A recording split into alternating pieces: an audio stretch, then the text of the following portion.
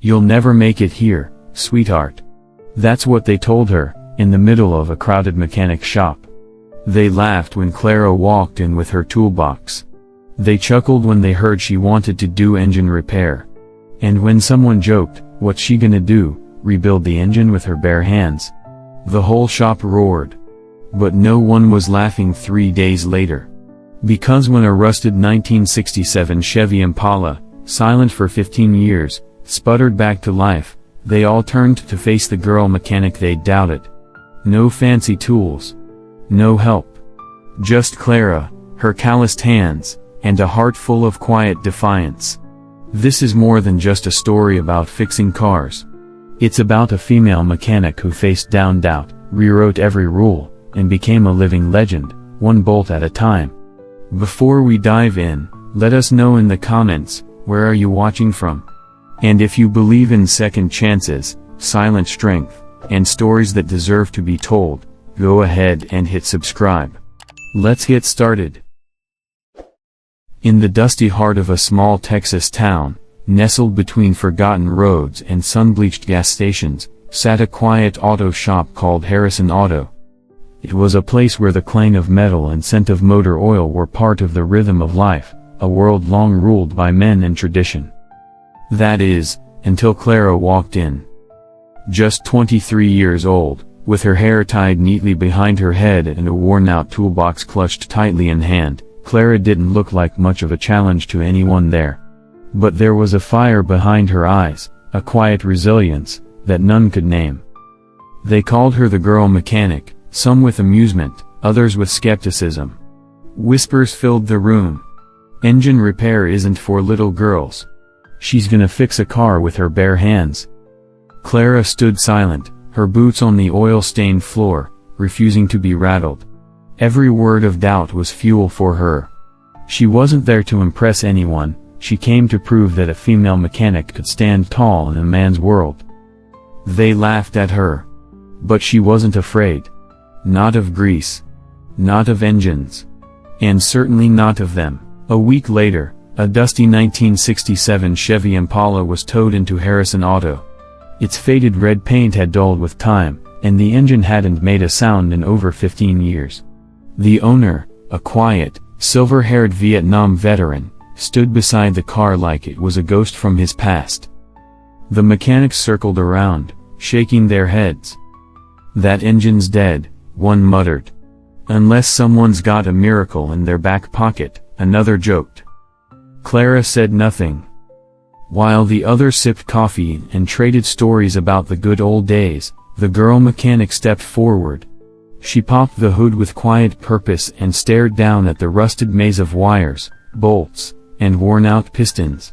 It wasn't just a broken machine, it was a puzzle only she was willing to solve.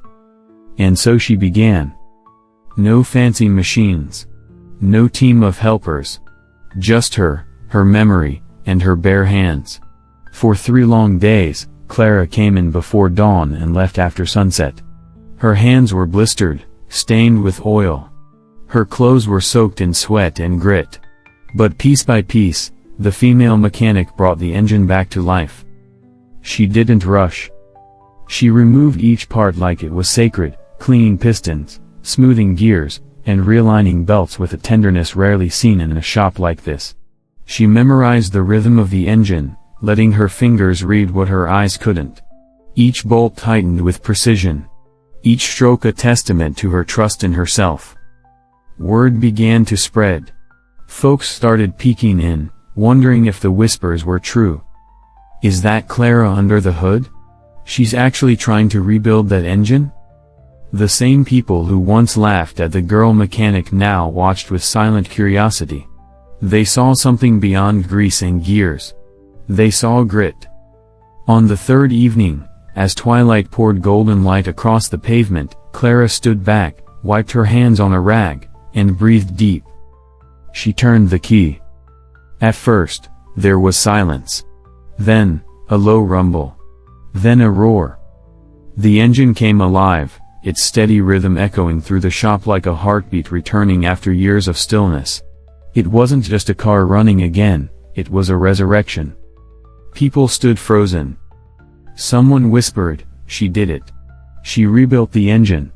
With her bare hands." The old veteran removed his cap, eyes welling with tears. "My girl," he whispered. "You didn't just fix my car. You brought back a piece of my soul." And from that moment on, no one ever called her just a girl again. The morning after the Impala roared back to life, something strange happened. People from all over town began stopping by Harrison Auto, not because they needed repairs, but because they needed to see her. The girl mechanic who had done what no one else even dared attempt. Old farmers, retired soldiers, high school shop teachers, they came not with questions, but with awe in their eyes. But not everyone was impressed. That same afternoon, a man in a crisp white shirt and polished boots pushed through the garage doors. His name was Derek Malone, a regional inspector from a well-known auto franchise. Rumor had it he once owned a chain of repair shops and believed he knew everything about engines. He walked straight up to Clara and said loud enough for everyone to hear, "I heard you rebuilt a Chevy engine with your bare hands. I don't buy it." The room fell silent. Clara wiped her hands on a cloth, looked him in the eye, and simply nodded. "I did." Derek chuckled, shaking his head. "I don't doubt your heart, sweetheart, but this job is about precision, not passion. One wrong torque, and that engine should have blown." Without waiting, he marched toward the Impala, opened the hood, and began poking around like a surgeon doubting another stitches. He ran diagnostics, checked timing, oil pressure, alignment. Everyone watched. Minutes passed. Derek's face changed. He double-checked the work. Everything was perfect. He stepped back, visibly stunned, then cleared his throat. "Who taught you to do all this?" "My grandfather," Clara said softly. "He was an airplane mechanic. I learned by listening and doing. Not by doubting." For the first time, Derek had no reply. That evening, as the sun dipped low over the town, the female mechanic was asked to speak at the local high school's career day. She stood before rows of wide-eyed students, some skeptical, others in awe, and told her story. She didn't speak of grease or gears. She spoke of belief, of pushing through when the world tells you to quit, and of what it feels like to turn doubt into horsepower. "They laughed at me," she said, her voice steady. "But laughter fades. What remains is what you build, with your heart and your hands." The auditorium erupted in applause. Not polite. Not forced. Genuine. Lasting. Powerful. What started as ridicule had become reverence. What began as a challenge had become a beacon of inspiration. And Clara? She didn't need recognition. She had something greater. Respect. In the weeks that followed, the air around Harrison Auto felt different.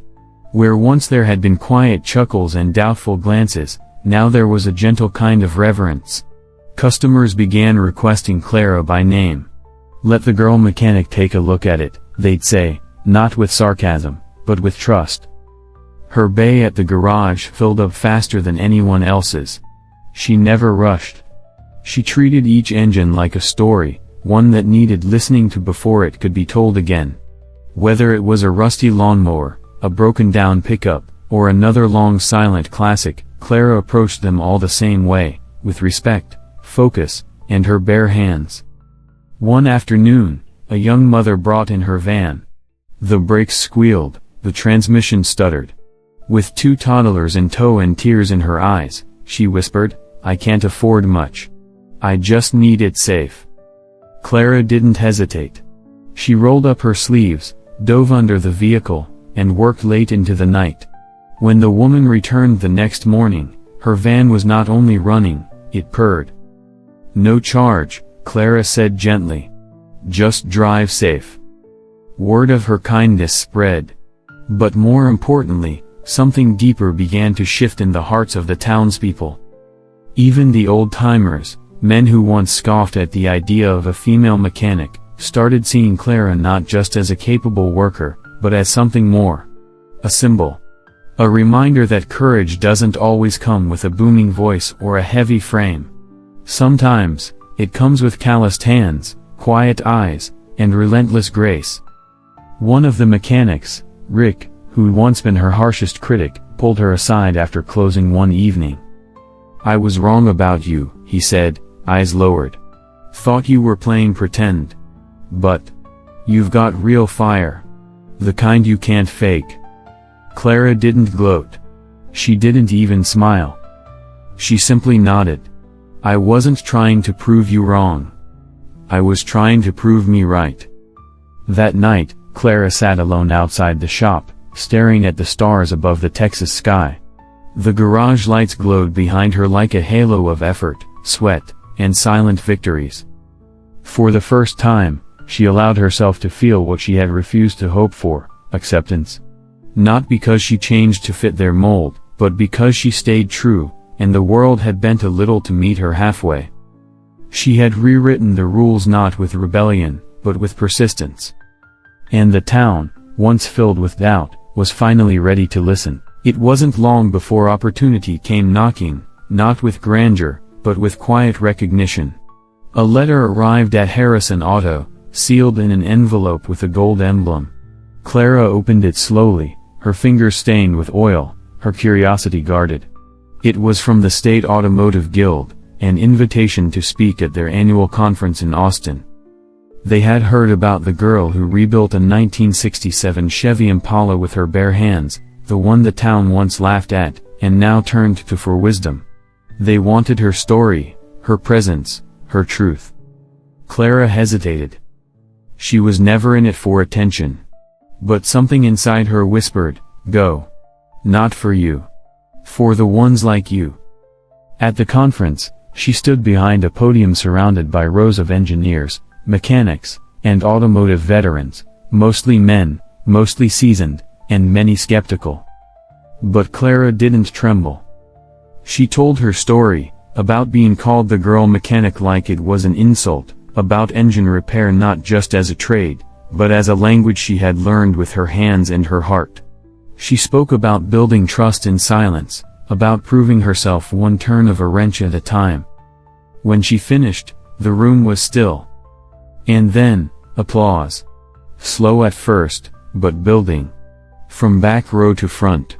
From doubtful to deeply moved. That night, after the speech, a man approached her. He was the head of a national classic car restoration company.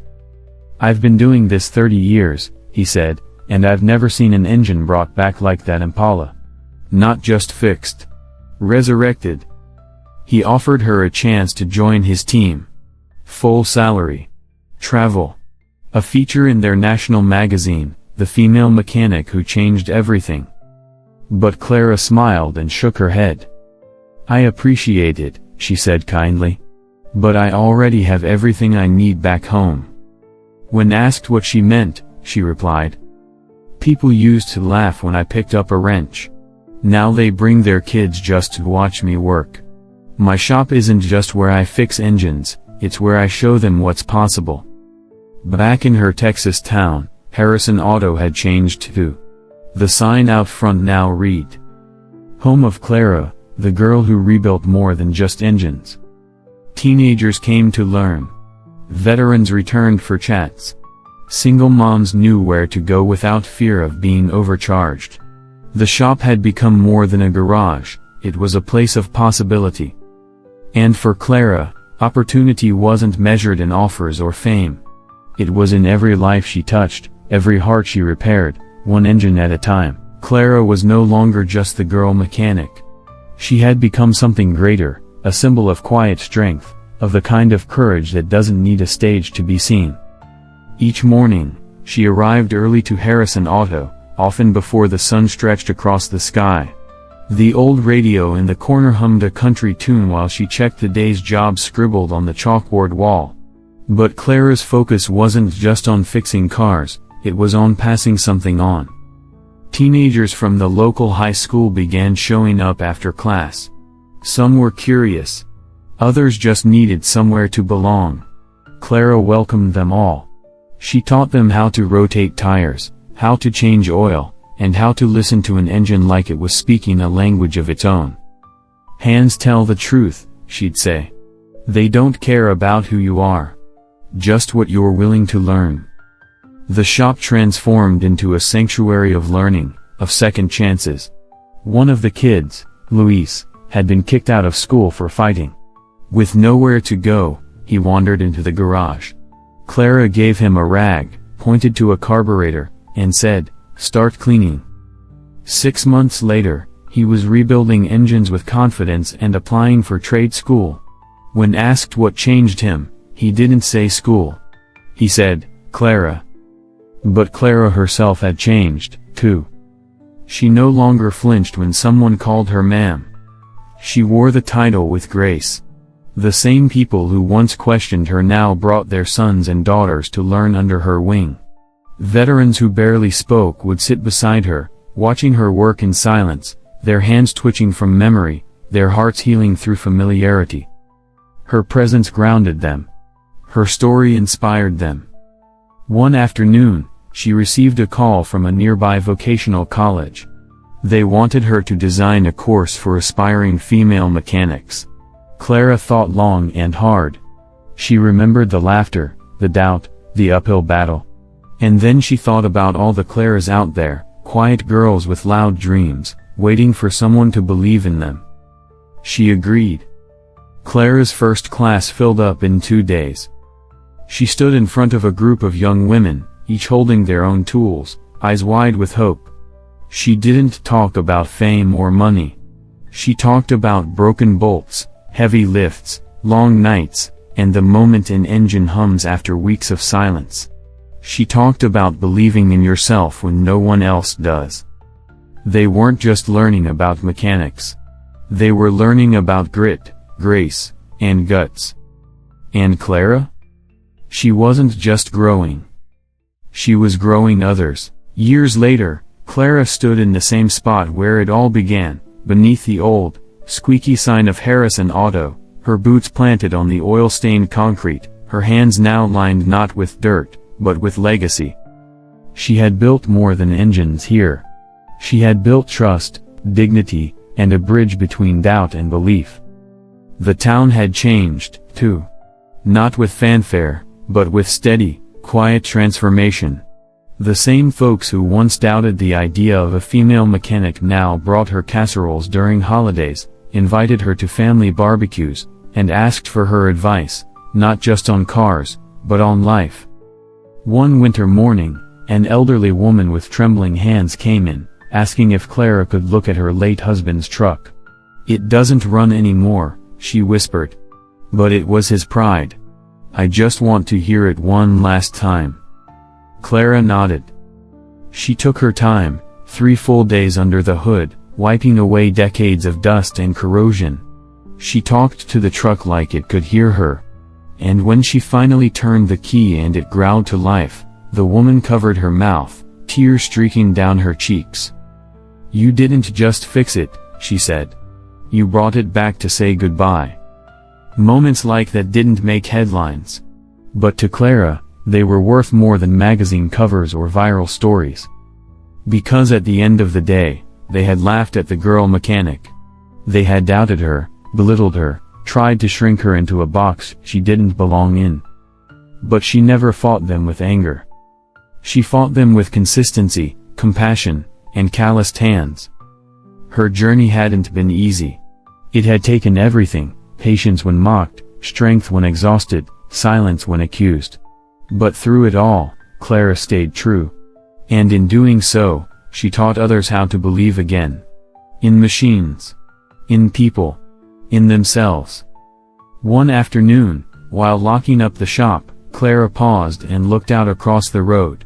The sunset painted the Texas sky in hues of gold and fire. She smiled, not because the world finally saw her worth, but because she had always known it. And now, so did everyone else. She had proven that it's not about how loud your engine roars, but how deeply your story resonates. Anyone can rebuild something broken, if they're willing to listen close enough, work long enough, and believe deep enough. As the Texas sun dipped behind the rooftops of her quiet town, Clara didn't reach for a wrench or an oil rag.